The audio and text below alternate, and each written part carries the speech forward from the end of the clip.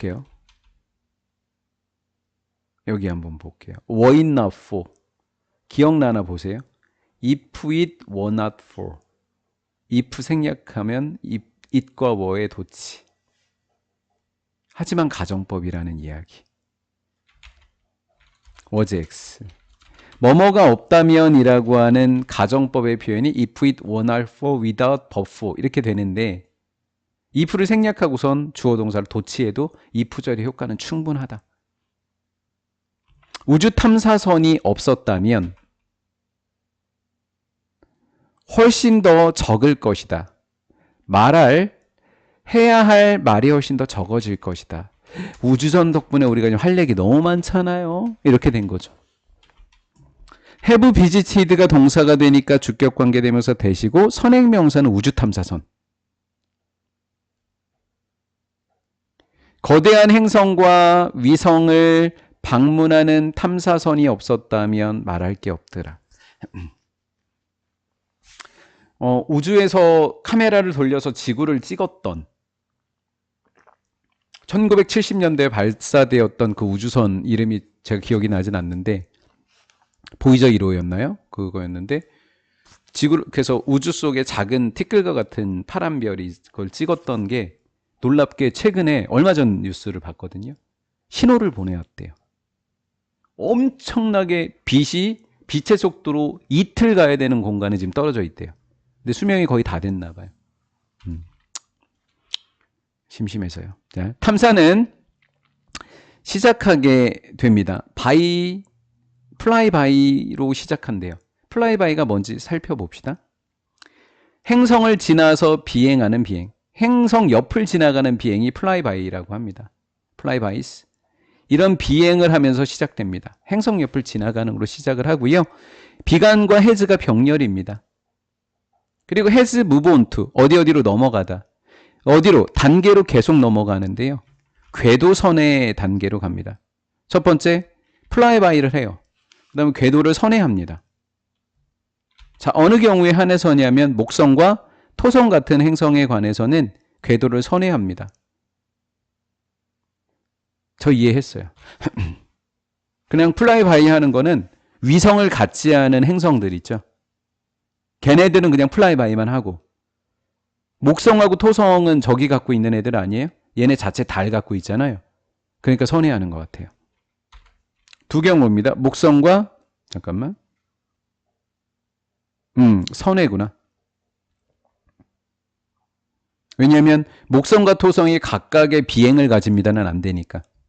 궤도를 선회하는 그것이 복수 처리가 되기도 했고요. 스위치도 좀 봐놓으면 되겠네요. 복수 동사예요, 지금. 이렇게. 헤드 PP고요. 헤드 PP고요. 각각의 비행을 하게 돼요. 이 선회하면서 각각 비행을 하게 되는데 선회하는 과정에서 도는 비행은 뭐냐면 그 행성을 도는 비행을 해요. 몇 년 동안 행성을 계속 돕니다. 다음 두 번째 관계대명사죠. 이렇게. 몇 년 동안은 그 행성을 돌고요. 다음. 두 번째는 make. 선회를 합니다. 또 바이플라이를 해요. 반복적으로 가까운 바이플라이를 합니다. 무엇에 대해서? 규칙적인 인공위성, 위성들에 대해서 반복적으로 가까운 플라이바이를 하는 비행을 하게 됩니다. 왜 하는지는 전 잘 모르겠지만 이렇게 하는 경우래요. 웬만하면 그냥 다 플라이바이 하면서 넘어가는데 목성과 토성의 경우에는 선회를 몇 번을 하는 궤도 선회를 몇 번을 하게 되는데 몇 년 동안은 플래닛만 돌고 나머지는 적어도 규칙적인 이성에 대한 플라이바이를 한다고 합니다. 가까운 거리에서요. 이 얘기죠, 지금. 여기서 달이라고 하는 것은 목성과 토성의 위성들을 이야기하는 거예요. 그 위성들에 대한 가까운 플라이바이는 enable, 가능하게 합니다. 혹시 to 있나요? 이건 enough to니까 아니네요. 그냥 가능하게 한다네요. 상세한 상세 촬영을 하게 하겠죠.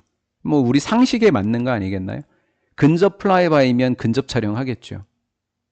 그 다음 enable과 병렬입니다. 얘가 1번 또 번호 빼놨네. enable에. 프로브, 탐사를 하게 해요. 어떻게 해요? 가까이요.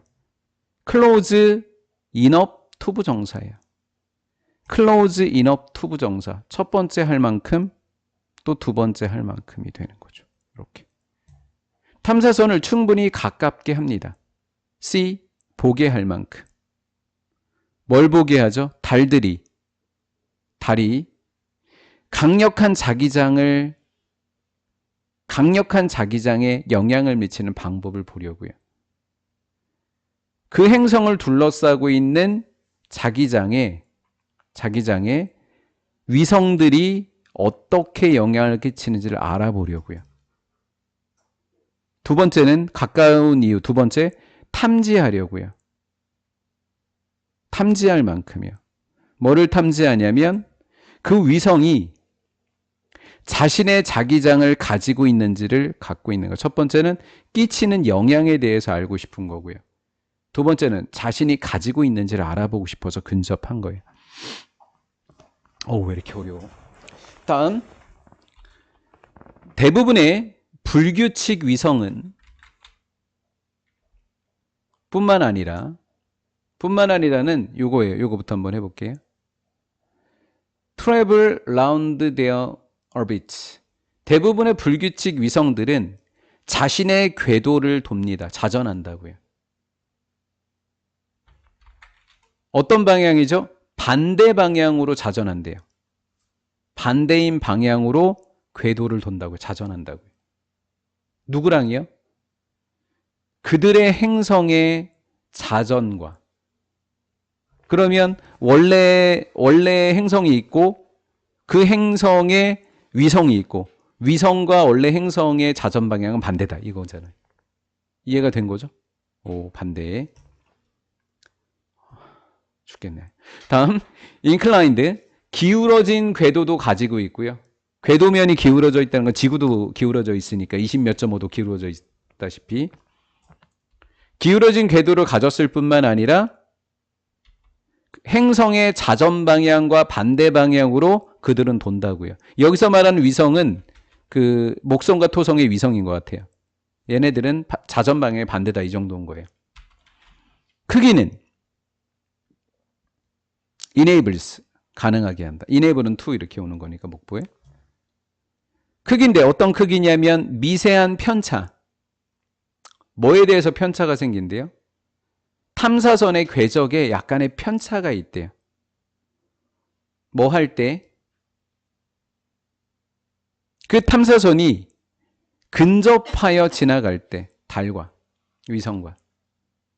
탐사선이 위성에 근접해서 지나갈 때 탐사선의 궤적에 미세한 편차가 생기고 그 크기는 달의 질량이 밝혀지게끔 한다. 왜? 그만큼 중력이 있는 거니까.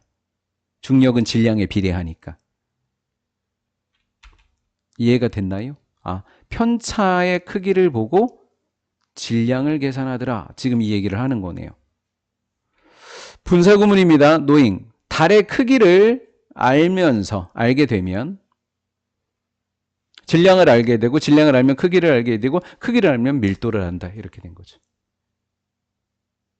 it은 가주어, 얘는 진주어. 밀도를 계산하는 것은 쉽게 됩니다. 그러면 근접 비행을 하는 이유가 이거였었네. 그렇지? 편차를 이용해서 얼마나 끌려 들어가는지, 얼마나 멀리 떨어지게 되는지, 이동하게 되는지 편차를 갖고 질량을 밝혀내고 질량을 통해서 크기를 알고 크기를 통해서 밀도를 알고 이렇게 하려고 했던 거네.